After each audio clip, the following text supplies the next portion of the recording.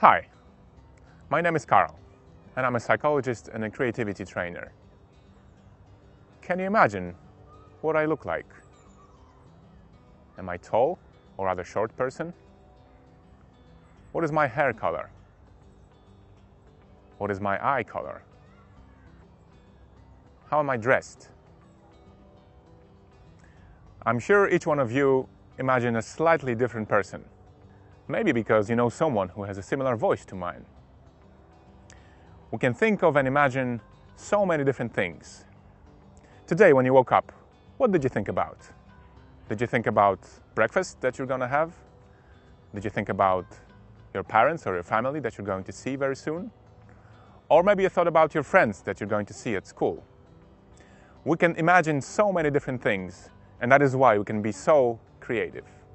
But is imagination something that we just have or don't have? Or is it something that we can get better and better at?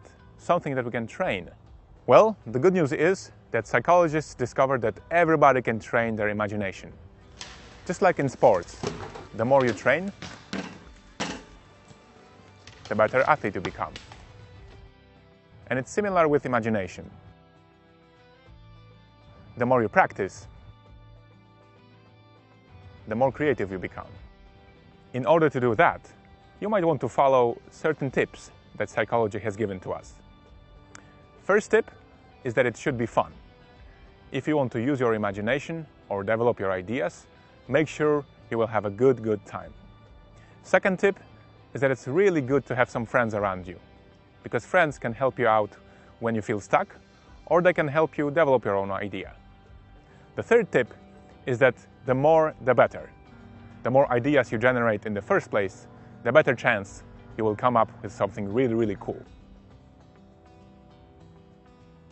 You probably wonder now, so where does imagining things happen in our head, in our brain?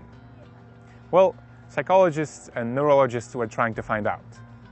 Some time ago, they thought that it's mainly happening in the frontal cortex of our brain. Frontal cortex is the part of our brain that's really close to our eyes. But right now we understand that it's really much more complex than just that. Creativity and imagining things is really happening in 12 or 13 different parts of our brain. Surprisingly, these parts of our brain are stimulated by movement of our body or by different senses. So everything that you can see, you can hear, you can smell, or you can touch. So if you want to get really creative, make sure you involve your whole body in that process. So why is imagination so important? Well, it helps us all to be creative. Most of the things around you, planes, your house, or your favorite movie, were created by someone. So imagination helps us to come up with new ideas, solve some problems, or at least have a good time. Just imagine what happens in your brain when you get creative. Your thoughts dance with each other, they split into something new, they transform, they spin around, and something new happens. The same thing happens in a group when you work with your friends or colleagues. When you exchange your ideas, you can help each other, you can transform each other's ideas and create something really new. All those things will be happening during this lesson. Sounds fun?